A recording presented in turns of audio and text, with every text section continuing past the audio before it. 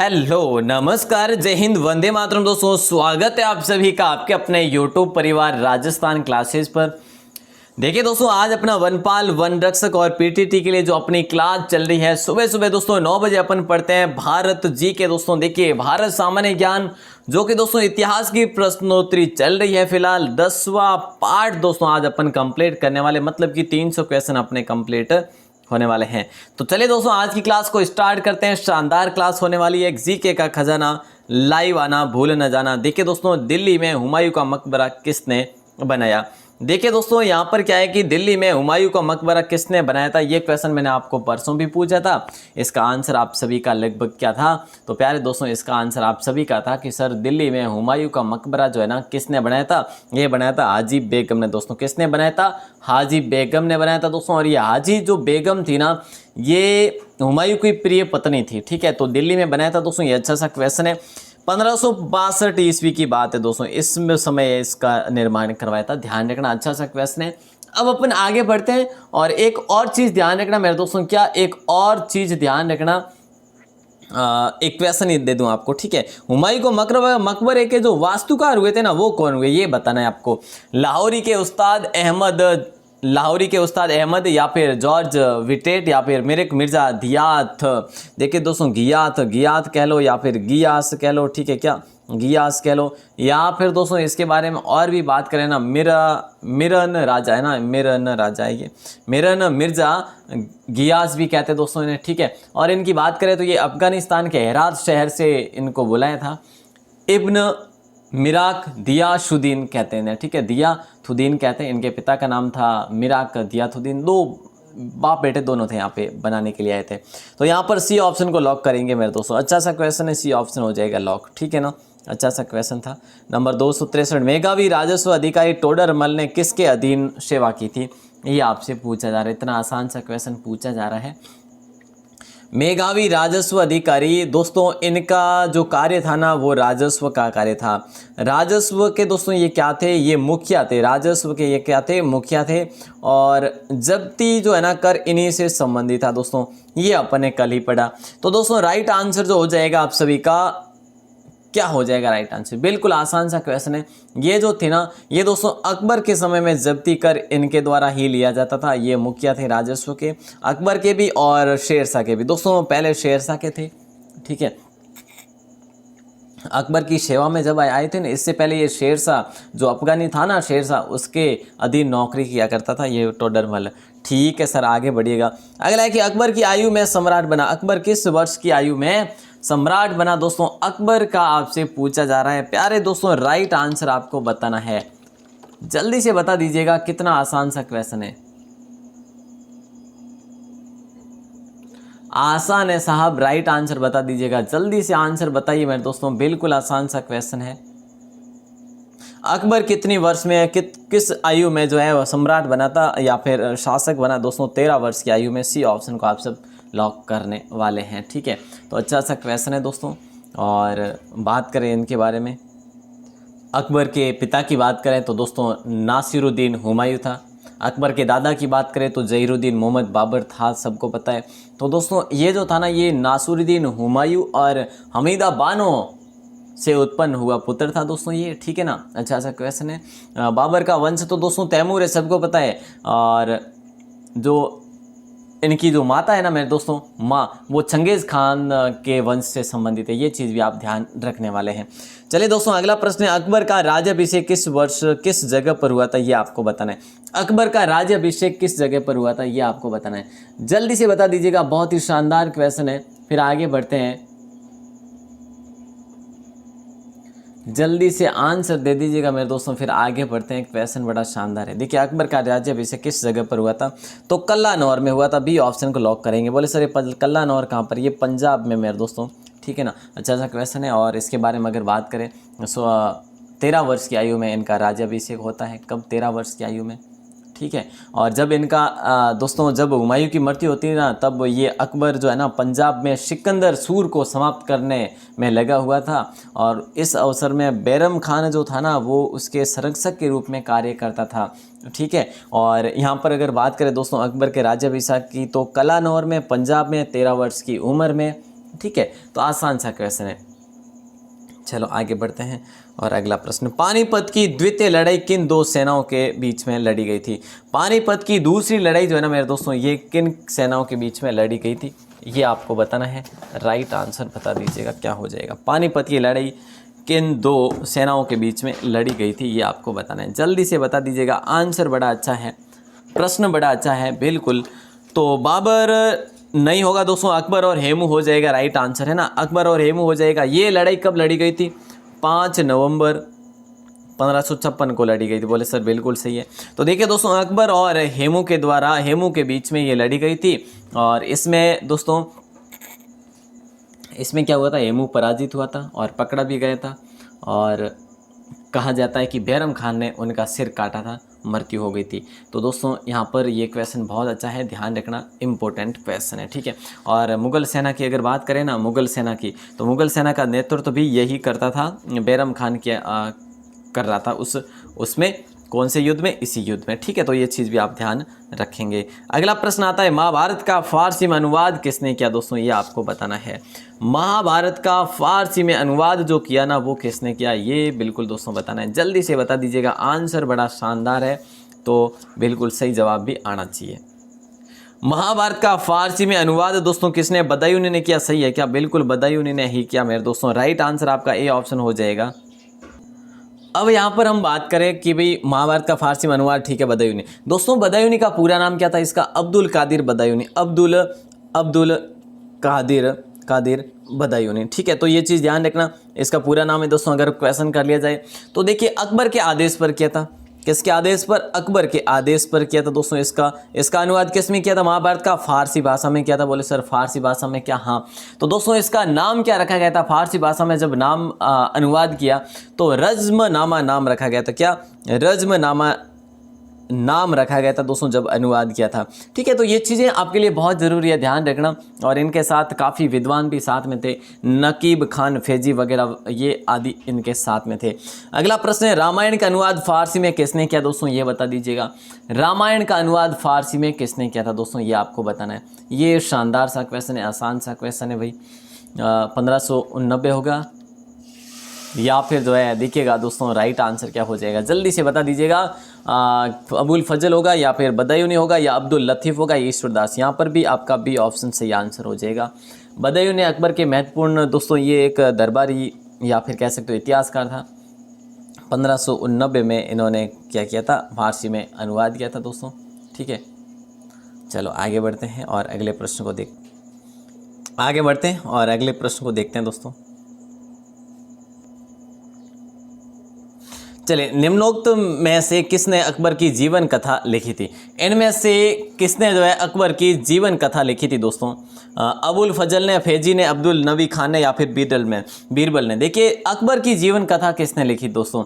और अगर बात की जाए राइट आंसर की, तो ये बहुत ही आसान है, अबुल फजल ने अकबरनामा लिखी थी। क्या लिखी थी? अकबरनामा। दोस्तों यहाँ पर मैं बता रहा हूँ, अगर क्वेश्चन बन रहे हैं ना यहाँ पर, तो आपको बता दूँ ये क्वेश्चन पूछे गए हैं।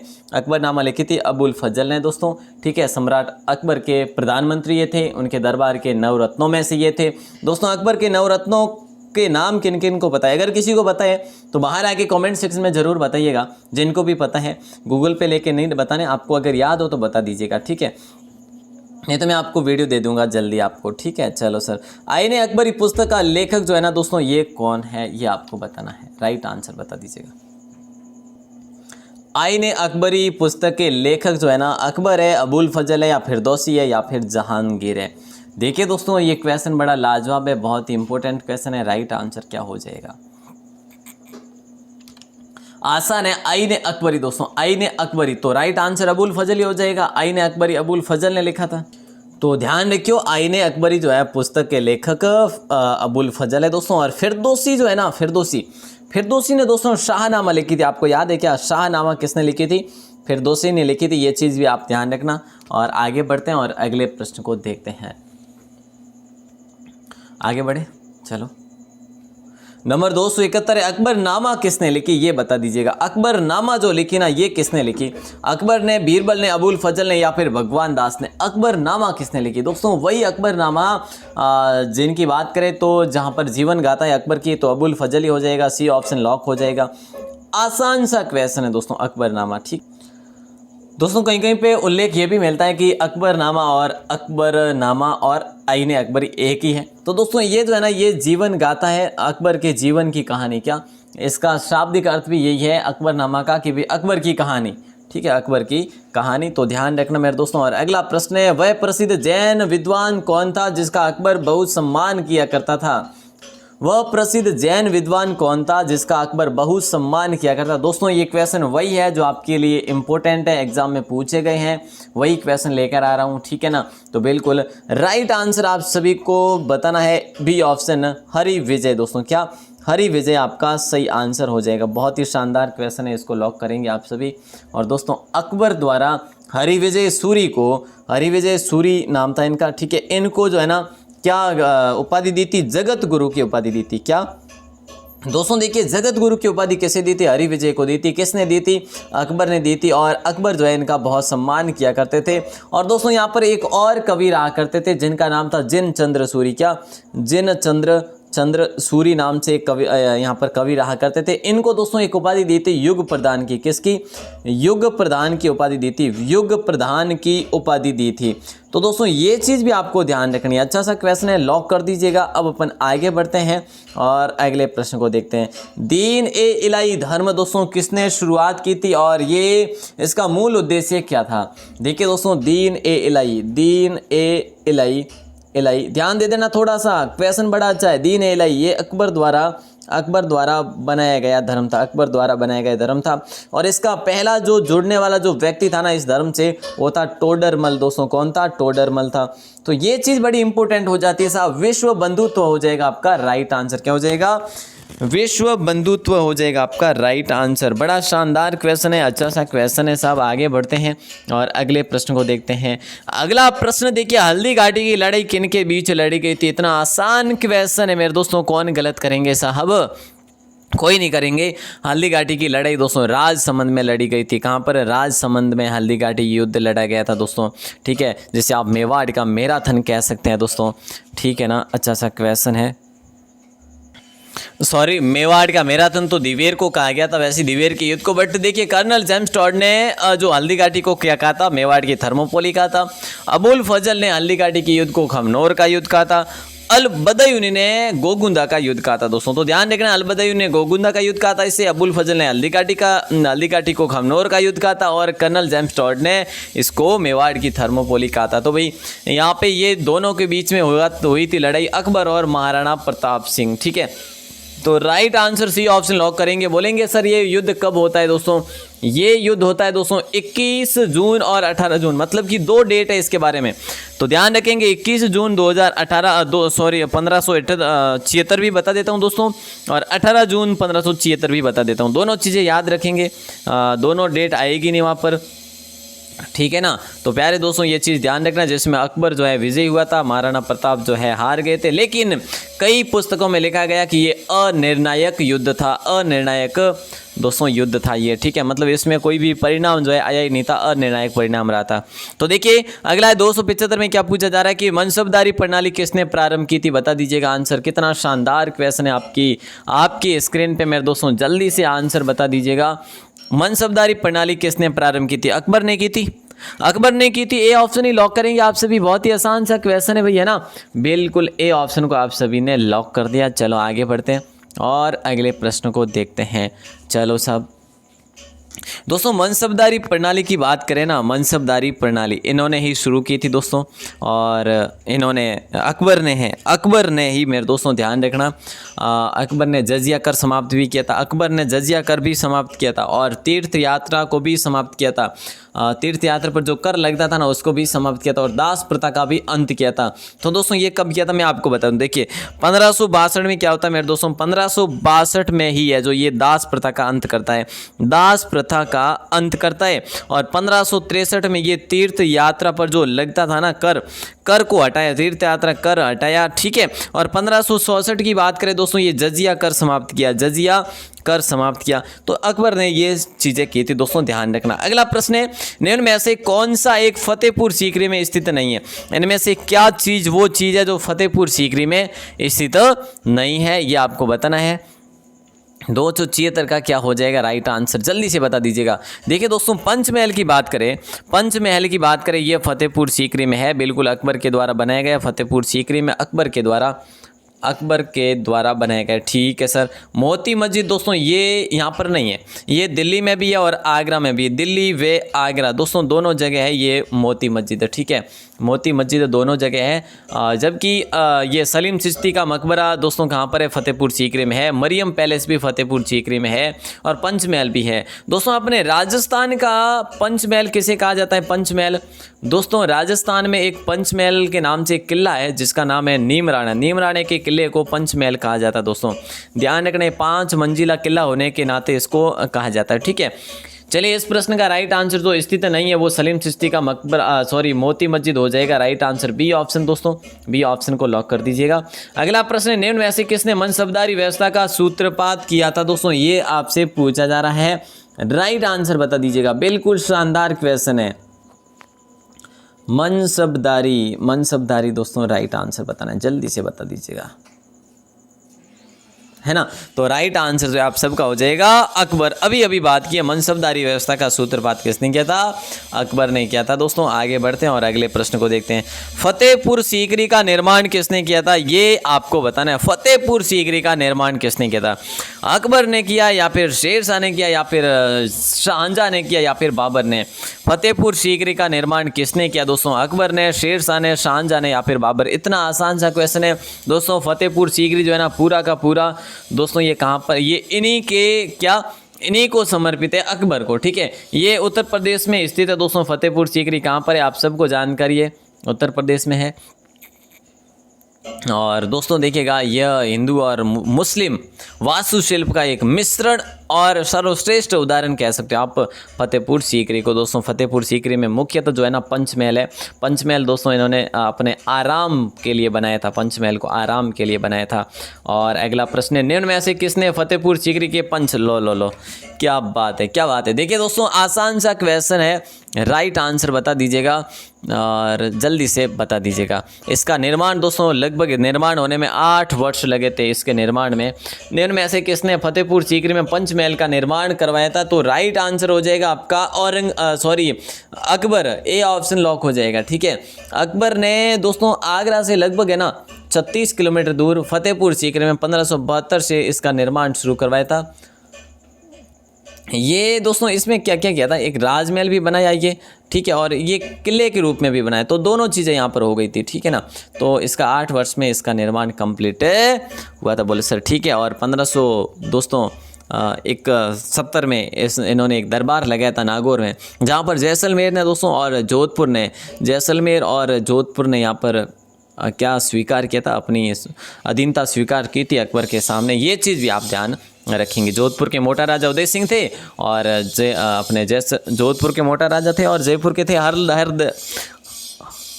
हरदयाल जी थे, है ना, रावल थे, हर राय जी रावल, है ना, हर राय जी। और बीकानेर ने भी दोस्तों यहाँ पर संधि की थी, कल्याणमल था इसके साथ में 1570 में। ठीक है, 1570 में नागौर दरबार लगा था, उसमें अकबर के समक्ष जो अधीनता स्वीकार की थी, जिसका नाम था चंद्रसेन का बड़ा भाई उदय सिंह मोटा राजा, जो जैसलमेर का नरेश थे हर राय जी और बीकानेर नरेश था कल्याणमल। चलो साहब आगे बढ़ते हैं, इसका राइट आंसर आप सबका हो जाएगा ए ऑप्शन। आगे बढ़े तो बुलंद दरवाज़ा कहाँ स्थित है ये बता दीजिएगा। बुलंद दरवाज़ा जो है ना मेरे दोस्तों ये कहाँ पर स्थित है ये आपको बताना है। राइट आंसर क्या हो जाएगा? क्वेश्चन नंबर 280 जल्दी से बता दीजिएगा, बुलंद दरवाज़ा कहाँ पर स्थित है। देखिएगा बुलंद दरवाज़ा कहाँ पर स्थित है, तो पश्चिम बंगाल, गुजरात, उत्तर प्रदेश या फिर तमिलनाडु। तो बिल्कुल उत्तर प्रदेश हो जाएगा बुलंद दरवाज़ा दोस्तों। ठीक है, और ये अकबर के द्वारा बनाया हुआ है और विश्व का सबसे मतलब बड़ा एक दरवाज़ा कह सकते हैं, इसे प्रवेश द्वार कह सकते हैं। ठीक है, बुलंद दरवाज़ा। चलो सर अगला है कि अकबर अपना धार्मिक विचार विमर्श कहाँ किया करता था। देखिए दोस्तों अकबर जो है ना अपना धार्मिक विचार विमर्श कहाँ पर किया करता था। देखिए जोधाबाई महल में या फिर पंचमहल में या फिर इबादत खाना में या फिर बुलंद दरवाजे में। यहाँ पर राइट आंसर आपका हो जाएगा मेरे दोस्तों इबादत खाना में। कहाँ पर? इबादत खाना, सी ऑप्शन को लॉक करेंगे आप सभी। अकबर को है ना धार्मिक और आध्यात्मिक रुचि में बड़ा ही है जो क्या था, उनको शौक़ था। और दोस्तों उन्होंने फतेहपुर सीकरी में इबादत खाना की स्थापना की और 1575 में की। फिर है जो यहाँ पर बैठकर ये धार्मिक विचार विमर्श किया करते थे। तो उसी ऑप्शन आपका लॉक हो जाएगा। अगला प्रश्न है, प्रयाग नगर को इलाहाबाद, देखिए दोस्तों ध्यान देना, प्रयाग नगर को इलाहाबाद, अल्लाह का नगर नाम किसने दिया था? अल्लाह का नगर, इलाहाबाद, प्रयाग नगर को इलाहाबाद या अल्लाह का नगर नाम किसने दिया था, ये आपको बताना है। राइट आंसर बता दीजिएगा भाई। औरंगजेब, अकबर, शाहजहां, बहादुर शाह जफर, क्या हो जाएगा राइट आंसर? तो प्यारे दोस्तों राइट आंसर हो जाएगा अकबर ने यहाँ पर गंगा यमुना के तट पर एक किला भी बनाया था, ठीक है, और इसे इलाहाबाद किला भी कहा गया। तो राइट आंसर भी ऑप्शन हो ही जाएगा, आसान सा क्वेश्चन है। Okay sir. अगला प्रश्न है, अकबर के आरंभिक दिनों में उसका रीजेंट कौन था? दोस्तों देखिएगा, जल्दी से बता दीजिएगा। अकबर के आरंभिक दिनों में उनका रीजेंट कौन था, ये बता। दोस्तों रीजेंट का अर्थ आप ये मान लीजिए कि भाई कोई राजा नाबालिग हो और उनकी नाबालिग राजा हो, ठीक है, और उनकी अनुपस्थिति या फिर अयोग्यता हो गई, ठीक है, और ऐसी अवस्था में राज्य का प्रबंध या फिर शासन जो करता हो और राज्य का प्रबंध करता हो या फिर राज्य का प्रतिनिधित्व करता हो, ठीक है, उसे क्या कहा जाता है दोस्तों? उसे रीजेंट कहा जाता है। तो राइट आंसर यहाँ पर बी ऑप्शन हो जाएगा। जब हुमायूं की मृत्यु हो गई थी उस समय बैरम खान इनके बिल्कुल दोस्तों संरक्षक माने जा सकते हैं, आप कह सकते हैं, ठीक है, तो इन्होंने इनका पूरा सहयोग किया था। तो अगला प्रश्न दोस्तों, और बाद में बैरम खान के बारे में आपने कहानी सुनी होगी, महाराणा प्रताप सीरीज़ देखी होगी, प्रताप सीरीज़, और उसमें बैरम खान और अकबर के बीच में क्या हुआ था वो आप सभी जानते ही होंगे। अगला प्रश्न है दोस्तों, अकबर का प्रसिद्ध राजस्व मंत्री कौन था, ये आपको बताना है। अकबर का प्रसिद्ध राजस्व मंत्री कौन था? तानसेन था या फिर हुमायूं या फिर राणा प्रताप सिंह? अकबर का प्रसिद्ध राजस्व मंत्री कौन था? आसान है, राजस्व मंत्री मुखिया था दोस्तों राजस्व का, टोडरमल था, ठीक है ना, टोडरमल था दोस्तों। आसान सा क्वेश्चन है, अच्छा सा क्वेश्चन है। अगला आता है, अकबर का अभिरक्षक कौन था दोस्तों? ये सेम क्वेश्चन पूछा गया मेरे दोस्तों, ये क्वेश्चन एग्जाम में इतनी बार ही पूछे गए जितनी बार यहाँ पर मैं आपके लिए लेकर आ रहा हूँ। तो बैरम खान हो जाएगा, ए ऑप्शन आपका लॉक हो जाएगा। निम्न में से किस शासक ने जजिया समाप्त किया था? दोस्तों देखिएगा, जजिया जो है ना समाप्त कर दिया था। अब मेरे दोस्तों कब किया था? अगर ऐसा प्रश्न बने तो अभी मैंने आपको बताया कि भाई कब किया था। तो अकबर ने किया था 1564 में किया था दोस्तों, 1564 में किया था। अकबर ने दोस्तों 1562 में दास प्रथा का अंत किया था, 1562 में दास प्रथा का अंत किया था, ध्यान दे देना। और 1563 की बात करें तो तीर्थ यात्रा पर कर जो था ना वो हटा दिया था मेरे दोस्तों। और 1571 में दोस्तों फतेहपुर सीकरी की स्थापना की थी, 1571 में फतेहपुर सीकरी की स्थापना की थी इन्होंने, ठीक है। तो बहुत सारे क्वेश्चन जो है मेरे दोस्तों अच्छे हैं। और अगर बात करें कि भाई जजिया कर वापस कब शुरू किया गया था, तो अकबर ने तो नहीं किया था, वो किया था औरंगजेब ने। भाई किसने? औरंगजेब ने किया था दोस्तों। ये अपना मध्यकालीन इतिहास चल रहा है, ठीक है, ध्यान देना। तो औरंगजेब ने शुरू किया था 1679 में दोस्तों, जजिया कर वापस शुरू कर दिया था इसने, औरंगजेब ने, जो कि राजस्थान के कई राजाओं ने देना इनकार कर दिया था। आपको याद हो तो महाराणा राज सिंह सबसे जो है वो अकड़ रहे थे, है ना। तो चलिए दोस्तों आगे बढ़ते हैं। नंबर 287 में क्या पूछा जा रहा है, जरा ध्यान देना। तो बहुत ही शानदार क्वेश्चन है, पूछा ये जा रहा है, जब्ती प्रणाली के अंतर्गत वास्तविक उत्पादन का कितना अंश राज्य की मांग के रूप में निर्धारित किया गया था? जब्ती प्रणाली दोस्तों ये टोडरमल से संबंधित थी, टोडरमल ही इसके मुखिया हुआ करते थे। राइट आंसर बताना है। और ये दोस्तों जो है ना नई प्रणाली आरंभ की गई थी, ठीक है, और नई प्रणाली आरंभ की गई थी ना, ये अकबर के 24वें वर्ष में आरंभ की गई थी, अकबर के 24वें वर्ष में आरंभ की गई थी 1580 में दोस्तों, ठीक है। मतलब कि इनका जन्म दोस्तों 1556 में 1605 तक ये रहे, तो ये इनका शासनकाल दोस्तों रहा था 1556 से 1605 तक का। ये चीज़ आपको ध्यान होना चाहिए, ठीक है ना। तो देखिए दोस्तों 1556 से तो ये रहे थे अपने शासनकाल में, क्या 1556 से तो ये अपने शासनकाल में रहे थे, 1556 से लेकर 1605 तक। इनका जन्म हुआ था 1542 में। क्या इनका जन्म कब हुआ था दोस्तों? 1542 में। ध्यान रखना दोस्तों, जैसे कि डेट मैं आपको बता दूं 15 अक्टूबर 1542 में इनका जन्म होता है। 1556 में ये शासक बनते हैं दोस्तों और 1605 तक ये रहते हैं। ठीक है, तो ये चीज़ तो आपको पता है। ठीक है, अब यहाँ पर काफ़ी जगह उल्लेख ये मिलता है कि भाई इन्होंने 1580 में 24वें वर्ष पर दोस्तों 24वें जो है वर्ष में इन्होंने अपने शासन के 24वें वर्ष में कई जगह जन्म के बारे में बताया गया है, लेकिन ध्यान रखना आप इनके जो जब ये राज्याभिषेक हुआ इनका 1556 में। ठीक है, उसके बाद 1580 में इन्होंने ये कर शुरू किया था दोस्तों। ठीक है, जब्ती प्रणाली 1/3 दोस्तों यहाँ पर लिया गया था। क्या कितना अंश राज्य की मांग के रूप में निर्धारित किया गया था उत्पादन का, तो दोस्तों ध्यान रखना 1/3 भाग। अच्छा सा क्वेश्चन है और ये स्थायी रूप से इस व्यवस्था को स्थायी रूप से जो है फिक्स भी कर लिया था। चलो साहब आगे बढ़ते हैं। ये क्वेश्चन थोड़ा कन्फ्यूजन वाला था बट ध्यान रखना। ठीक है, अकबर के दरबार में सबसे प्रसिद्ध संगीतकार ये जो थे ना संगीतकार तानसेन का मूल नाम क्या था दोस्तों? तानसेन का मूल नाम क्या था? लाल कुलवंत बंदा बहादुर, राम तनु पांडे, मार्कंडेय पांडे। क्या हो जाएगा राइट आंसर? ये दोस्तों है ना ये गौड़ ब्राह्मण परिवार से थे, तो राम तनु पांडे हो जाएगा राइट आंसर, सी ऑप्शन। ठीक है, सी ऑप्शन को लॉक करेंगे दोस्तों। इनके पिता का नाम था मुकुंद पांडे इनके पिता का नाम था। इनका गांव मध्य प्रदेश के क्या कहते हैं उसे, ग्वालियर। ठीक है, ग्वालियर इनका मूल स्थान था। ठीक है साहब, ये अच्छा सा क्वेश्चन था। अगला प्रश्न आता है 290। देखिए दोस्तों, दीन इलाही नया धर्म निम्न में से किसके द्वारा शुरू किया गया था? आसान सा क्वेश्चन है, बिल्कुल आसान है भाई, बिल्कुल आसान है। 1582 में दोस्तों अकबर के द्वारा शुरू किया गया था। देवीय एकेश्वरवाद का प्रवर्तन किया गया था इसमें। अब दोस्तों इसका जो प्रमुख जो प्रधान हुआ था ना वो अबुल फजल था। इसका प्रमुख प्रधान कौन था? अबुल फजल इसका प्रमुख प्रधान था। ठीक है, प्रधान पुरोहित कह सकते हैं जैसे। तो यहाँ पे राइट आंसर आपका हो जाएगा सी ऑप्शन, अकबर ने। दोस्तों आज आपके काफ़ी क्वेश्चन सही होने वाले मेरे दोस्तों। ठीक है, लास्ट क्वेश्चन आपकी स्क्रीन पे, जल्दी से आंसर दे दीजिएगा। सबसे पहला सदस्य बना कौन? दीन इलाही का सबसे पहला सदस्य बना दोस्तों, ये आपसे पूछा जा रहा है। राइट आंसर क्या हो जाएगा?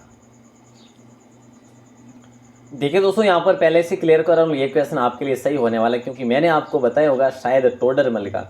दोस्तों टोडरमल दीन इलाही का नहीं था, मैंने शायद बता दिया है तो गलती से बताया। दीन इलाही का ये सदस्य दोस्तों नहीं बना था, राजा बीरबल बना था सबसे पहले सदस्य। ठीक है, राजा बीरबल जो था ना ये दीन इलाही का सबसे पहला सदस्य बना था। उसके बाद दोस्तों फैजी भी वैसे बना था, लेकिन जो एकदम से कड़क जो रहे थे वो राजा बीरबल रहे थे। ये अकबर की मृत्यु तक ये सदस्य रहे थे, अनुयायी रहे थे। और दोस्तों अकबर की मृत्यु के बाद ये दीन इलाही धर्म ही समाप्त हो गया था वैसे। और दोस्तों ध्यान रखना, टोडरमल मैंने शायद बता दिया है, गलती से बताया था, वो नहीं होगा। ठीक है, राजा बीरबल होगा। एक बार फिर से, राजा बीरबल दीन इलाही का पहला सदस्य बना था। ध्यान रखना, अच्छा सा क्वेश्चन है। ठीक है सर, ओके सर, चलो आगे बढ़ते हैं। और जिन भी भाई बहने लास्ट तक देखा है उनका कन्फ्यूजन दूर हो गया होगा, नहीं तो वो शायद मुझे ऐसा लग रहा है वो टोडरमल ही समझेंगे। चलो आज का क्वेश्चन, लास्ट क्वेश्चन है आपकी स्क्रीन पे। आज का दोस्तों लास्ट क्वेश्चन आपकी स्क्रीन पे, जल्दी से आंसर दे दीजिएगा। क्या हो जाएगा कि जब ईस्ट इंडिया कंपनी का गठन हुआ था उस समय भारत का मुगल बादशाह कौन था? जब ईस्ट इंडिया कंपनी का गठन हुआ था उस समय भारत का मुगल बादशाह जो था वो कौन था? अकबर था या फिर जहांगीर था या हुमायूं था या फिर औरंगजेब था? जब ईस्ट इंडिया कंपनी का गठन हुआ था उस समय भारत का मुगल बादशाह कौन था? ये आपको बताना है, बाहर आके बता देना राइट आंसर। ठीक है, बाहर आके बताना है, यहाँ पर नहीं बताना है। ठीक है, चलिए साहब, बहुत बहुत आभार, बहुत बहुत धन्यवाद। और इसी प्रकार अपना सहयोग और विश्वास बनाए रखें आपकी अपनी क्लासेस पर। और दोस्तों अगर आप पहली बार हो चैनल पर तो सब्सक्राइब ज़रूर कर लीजिएगा, बेल प्रेस ज़रूर दबा दीजिएगा। इसी प्रकार अपनी देखिए दोस्तों, एक सप्ताह में सुबह 9 बजे की बात है। ठीक है, 3 दिन तो क्लास होती है भारत सामान्य ज्ञान जो कि इतिहास वगैरह। ठीक है, और एक दिन दोस्तों रीजनिंग की क्लास होती है एक दिन। ठीक है, और 2 दिन साइंस की क्लास होती है प्यारे दोस्तों, और एक दिन मॉडल पेपर हो जाता। तो सप्ताह में इतने जो है हो पाते हैं। तो प्यारे दोस्तों इसी प्रकार अपना सहयोग बनाए रखें। बहुत बहुत धन्यवाद। क्लास कैसी लगी बाहर आके कमेंट सेक्शन में ज़रूर बताना, इसका आंसर भी बाहर आके ज़रूर बताना। अकबर, जहांगीर, हुमायूं, औरंगजेब कौन था? और लाइक वाइक ज़रूर बने तो कर लेना और शेयर बने तो ज़रूर से ज़रूर कर लियो। धन्यवाद।